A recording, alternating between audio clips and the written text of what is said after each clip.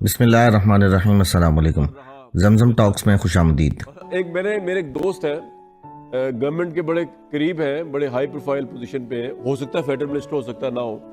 ان سے میں نے کال کی کوئی 8 ساڑھے 8 بجے، میں نے ان سے کہا کہ آپ کو پتہ ہے اس بل کے بارے میں؟ وہ کہتے ہیں ہمیں تو پتہ ہی کچھ نہیں ہے، کبھی یہ چلتا ہے پتہ، کبھی وہ چلتا ہے پتہ ہی نہیں چل رہا۔ اب جو سارا حکومت اسحاق ڈار صاحب سے پوچھا گیا، انہوں نے کہا مجھے تو پتہ ہی نہیں ہے۔ کہنے کا مطلب یہ ہے کہ وہ جب اعظم صاحب جب آتے ہیں نا، وہ کہتے ہیں جناب یہ تو دیکھیں، جب بل پیش ہوتا ہے، اس کے بعد کمیٹی میں جاتا ہے، اس کے بعد اپنا وہ کیبنٹ سے اپروو ہوتا ہے، اس کے بعد اس کو دیا جاتا ہے، اس کے بعد دیا جاتا ہے، تو جب میڈیا کے سامنے، میرے بھائی آپ تو کل ووٹنگ کرنے لگے تھے، تو ووٹنگ آپ کر رہے تھے ایک ایسے بل پہ جس پہ آپ کا وہ اتحادی جس کے ساتھ ملا کر مولانا فضل الرحمان آپ نے وہ اکثریت لینی تھی 2/3 کی، آپ تب تک بھی اس کو نہیں بتا پائے تھے کہ بل کیا ہے۔ تو یہ جو اس میں تو خفیہ ایلیمنٹ تھا نا، یہ سمجھ سے باہر ہے۔ بہت سے لوگوں کو سمجھ آ گیا ہے بل کی شکیں پڑھ کے، لیکن مجھے پھر بھی بڑا ایک عجیب لگتی بات کہ یار یہ جس پہ آپ ووٹنگ کر رہے ہیں، ملک کے دستور کے اندر آپ ایک پیرل دستور کی شکیں قائم کر رہے ہیں، ایک پیرل سپریم کورٹ قائم کر رہے ہیں، آپ ججوں کے رائٹس کو جو ہے ری ڈیفائن کر رہے ہیں۔ چلا میں یہ نہیں کہتا آپ چھین رہے ہیں، آپ ری ڈیفائن کر رہے ہیں، آپ سپریم کورٹ کو ری ڈیفائن کر رہے ہیں، آپ ججوں کے ٹرانسفرز کے معاملے جیسے سینسٹیو معاملے جو ہے جس میں بہت سے لوگوں کے نزدیک انڈیپینڈنٹ جوڈیشری آ جاتی ہے، آپ اس کو جو ہے وہ چیلنج کر رہے ہیں یا اس کو ری ڈیفائن کر رہے ہیں، اور اس کو اتنا چھپایا ہوا ہے آپ نے، اور آپ کہنا ابھی تو موقع ہی نہیں آیا تھا، تو بھائی پھر ووٹنگ کا موقع کیسے کل آ گیا تھا جو کل رات کو سنڈے کی رات کو، سیٹرڈے اور سنڈے کی رات کو آپ شروع ہوئے ہوئے تھے کرنے۔ تو جناب بڑی انٹرسٹنگ شکیں ہیں میرے سامنے، اس کے اندر ایک نئی آئینی عدالت بنائی جائے گی، اور وہ آئینی عدالت اتنی با اختیار ہوگی کہ وہ سپریم کورٹ سے ایک ماورا چیز ہوگی۔ اس کا جو چیف جسٹس ہوگا وہ ڈائریکٹ اپوائنٹمنٹ، پہلا چیف جسٹس جو بنائے گا وہ کرے گا پرائم منسٹر یعنی ہمارے شہباز شریف صاحب، اور اس کے بعد کو دوسرے ججز جو ہے ان کی تعیناتی کر دی جائے گی، اور وہ ایک ریٹائرڈ جج بھی ہو سکتا ہے۔ مطلب کمال بات یہ ہے کہ اگر، میں یہ نہیں کہہ رہا حکومت یہ سوچ رہی ہوگی کہ اگر ہمارے قاضی فائی عیسیٰ صاحب جو ہیں وہ سپریم کورٹ سے سرخرو ہو جائے، ریٹائر ہو جائے چیف جسٹس کے بعد، ریٹائرمنٹ ان کی ہو جائے، تو وہ اس نئی آئینی عدالت میں جو حکومت نے خاکہ سوچا ہے چارٹر آف ڈیموکریسی کے حساب سے، وہ اس کے چیف جسٹس بن سکتے ہیں، کوئی ریٹائرڈ جج بھی بن سکتا ہے۔ یہ پرائم منسٹر کی صوابدید ہے۔ وہ جو آئینی عدالت ہے وہ اتنی پاورفل ہے کہ وہ جتنے آئین کے معاملات ہیں، جتنے سیاسی معاملات ہیں، جتنے قانونی معاملات، جتنے دستور سے متعلق معاملات ہیں، جو بل چیلنج ہو سکتا ہے قومی اسمبلی سے، جو دوسرا وہ دیکھے گی۔ تو سپریم کورٹ کے پاس کیا رہ جائے گا اس کے بعد؟ سپریم کورٹ جو ہے وہ پراپرٹی کے مقدمے، قبضہ مافیا کے مقدمے، قتل کے مقدمے، یہ تمام چیزیں ضرور دیکھ رہی ہوگی، لیکن باقی کچھ نہیں دیکھ رہی ہوگی۔ اس کے علاوہ پرائم منسٹر کی پاور بہت زیادہ ہے جی۔ آرٹیکل 48 میں اس محجوزہ ترمیم، سجیسٹڈ ترمیم کے تحت صدر کو کابینہ یا وزیر اعظم کی جانب سے مشورے پر کسی عدالت کی کوئی جرات نہیں ہے کہ کوئی عدالت ٹریبیونل اتھارٹی کو انکوائری کر سکے۔ جو پرائم منسٹر نے کہہ دیا لفظ سے آگے، اور پرائم منسٹر یہاں پہ آپ نے اس کو نہیں سوچنا ونسٹن چرچل کو، نہ آپ نے پرائم منسٹر کوئی اور نہیں سوچنا، آپ نے جیفرسن نہیں سوچنا امریکہ کا پریزیڈنٹ جو فاؤنڈر آف آگے کنسٹیٹیوشن، آپ نے سوچنا شہباز شریف صاحب کی بات ہو رہی۔ بھائی یہ وہی لوگ ہیں جن کے جس زمانے میں نوجوانی کی آپ کو بات آتا ہوں 90s کے اندر ہمیں پکا پتا ہوتا تھا کہ جوڈیشری بکی ہوئی ہے، کمپرومائزڈ ہے، کیونکہ ہینڈ پکڈ ہے، خواہ بے نظیر بھٹو صاحبہ پرائم منسٹر بنے، یا خواہ جو ہے وہ بے نظیر صاحبہ نے سجاد علی شاہ صاحب کو جس طرح لگایا، خواہ نواز شریف صاحب پرائم منسٹر بنے، ہینڈ پک جوڈیشری ہے۔ اچھا ہوا جہاد ٹرسٹ کیس کے اندر معاملہ ہوا، جوڈیشری ہوئی آزاد، اور آزاد جوڈیشری کے اندر ہوا یہ کہ جی جو سینئر موسٹ ہوگا وہ لگ جائے گا، لیکن اب ایسا نہیں ہونے لگا اگر یہ ترمیم پاس ہو جاتی ہے۔ اس کے بعد اور بھی بڑی انٹرسٹنگ چیزیں اس کے اندر، پرائم منسٹر کی پاورز بہت زیادہ بڑھ گئی ہیں۔ پرائم منسٹر صاحب کے ترجمان ہی ہوتے ہیں جو وفاقی وزیر ہوتے ہیں۔ ہمارے ساتھ موجود ہیں صدیق ملک صاحب۔ سر لگ رہا ساری رات آپ نے جو ہے نا وہ کانٹوں میں گزاری، یا پتہ نہیں باہر آنے کی خوشی میں گزاری۔ بھٹی صاحب آپ کو بہت ویلکم۔ آپ زبیری صاحب میں کراچی جوائن کر رہے ہیں۔ آپ زبیری صاحب کا کارنامہ یہ ہے کہ میں حیران ہوں کہ ایفیشنسی کے اوپر کہ ابھی بل آیا نہیں، انہوں نے سپریم کورٹ میں پہلی دائر کر دیا کہ جناب یہ بل پاس نہ ہوئے۔ صدیق ملک صاحب رات کل کی کیسی گزری پہلے یہ بتائیں۔ اچھا کیسا ہوا؟ آتے جاتے رہے، جاتے آتے رہے آرام سے؟ اچھا سینٹ کے اندر ہی باہر بھی گئے، کھانا وانا بھی کھایا، سیشن کا انتظار کر رہے تھے، کھانا وانا ہی کھایا۔ کیا ہوا؟ کیوں نہیں ہوا؟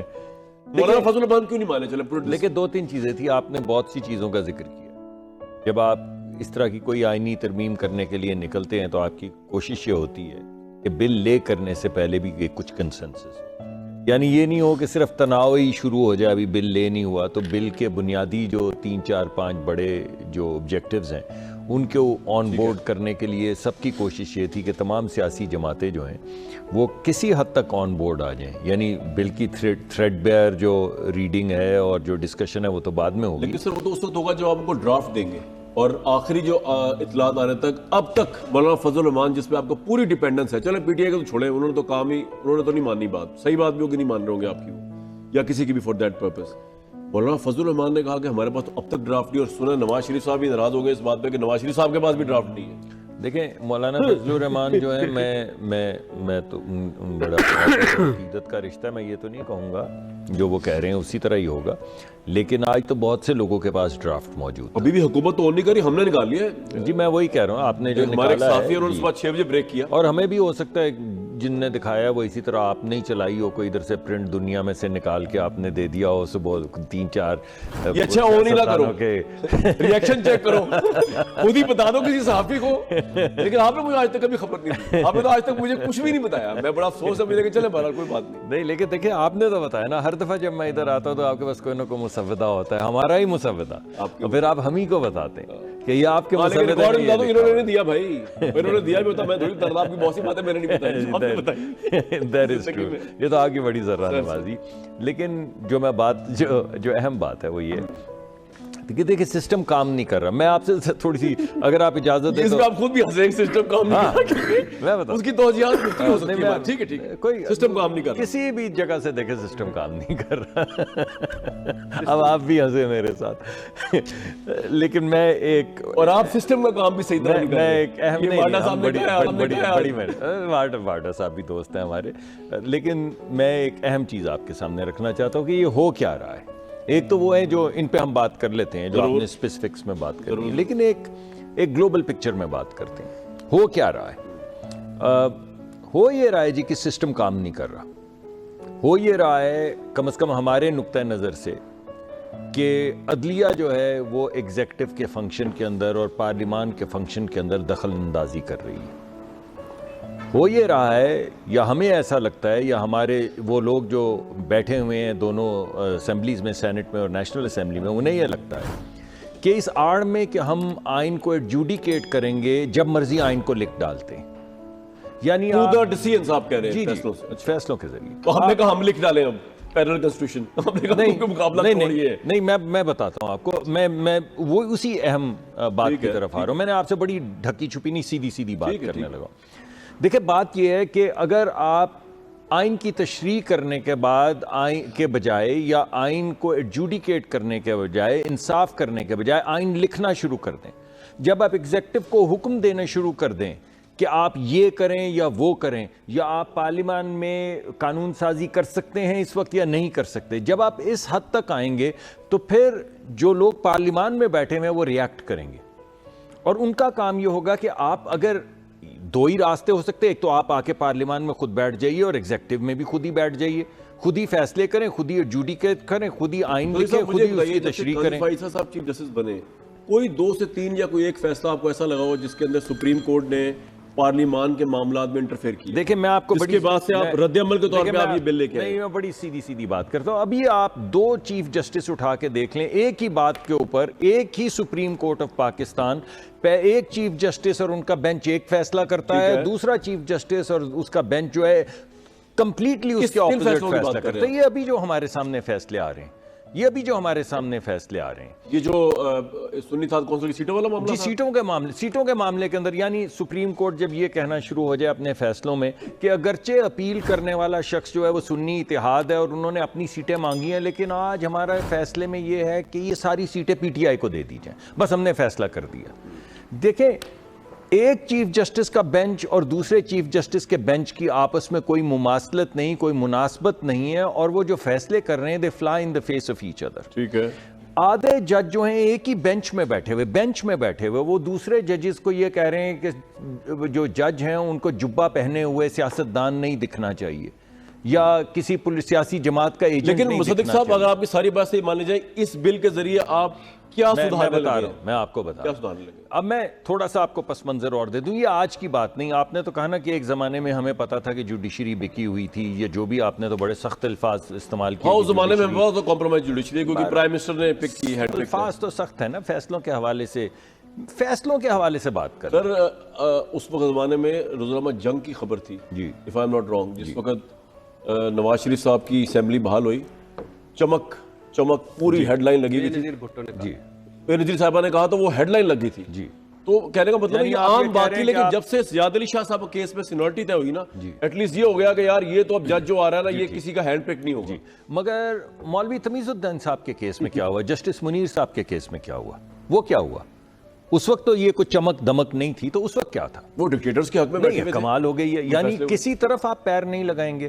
یعنی بھٹو صاحب کی پھانسی کے کیس میں کیا تھا؟ آپ سب کو پتا کیا تھا سر، پھر وہی بات مصطفیٰ حسین صاحب تھے۔ یعنی آپ کدھر سے شروع کریں گے؟ 50 سے شروع کریں گے، 60 سے شروع کریں گے، 70 سے شروع کریں گے، 90 سے سینیورٹی شروع کا کریں اصول گے۔ آپ کیوں طے کر رہے ہیں منصور علی شاہ بھائی صاحب کو روکنے بات کے یہ لیے؟ ہے کہ جو فیصلے آ رہے ہیں، جو اگر آپ اس طرح کے فیصلے کریں گے جس میں آپ کہیں گے کہ ہمیں آئین لکھنے کا بھی حق ہے، تو پارلیمان جس کے پاس یہ حق ہے کہ وہ آئین لکھے، وہ آپ سے حق لینے کے لیے اور اپنی جورسڈکشن کو پروٹیکٹ کرنے کے لیے وہ آئین پھر سازی اس میں ایک کرے سوال گی۔ اٹھتا ہے کہ اگر آپ کے نزدیک اس وجہ سے یہ ہے کہ لیٹ سپوز یہ اسپیشل سیٹس کا فیصلہ آیا، اب آپ کو یہ لگ رہا تھا کہ کیونکہ آگے جو کورٹ آ رہی ہے، جو چیف جسٹس آئیں گے جیسے منصور علی شاہ، جیسے منیب اختر اس بینچ میں ہیں جنہوں نے آپ کی منشا کے حساب سے فیصلہ نہیں دیا، تو ان کا راستہ روکنے کے لیے ایسا بنایا جائے کلوز اس کے اندر کہ جس کے اندر آپ کو 3 یا 5 ججوں میں سے سلیکٹ کرنے کا موقع مل جائے، تو وہ جج نہ ہے جو آپ کے نزدیک پارلیمنٹ اور حکومت کے کام میں رکھنے ڈال رہے ہیں۔ پھر یہ ریاکشن یہ ہوا ایک نا۔ تو جسٹس منیب صاحب اور شاہ صاحب، جسٹس منصور علی شاہ صاحب، ٹھیک ہے، میں تو ان کو بہت اچھا سمجھتا ہوں، میں نے کبھی آج تک ان کو کرٹیسائز نہیں ہاں نہیں کیا آپ نے، لیکن یہ ہمارے زمانے کے لوگ ہیں، یہ اس وقت ایز اسٹوڈنٹس بھی بڑے قابل ذکر لوگ تھے، عام لوگ نہیں تھے۔ اور آپ کی ذاتی رائے کی بات نہیں، حکومت یہ سمجھتی ہے، آپ نے حکومت کا مائنڈ بتایا نا۔ آپ مجھے اس طرف آنے دیں۔ دیکھیں بات یہ نہیں ہے، it is not about one جج۔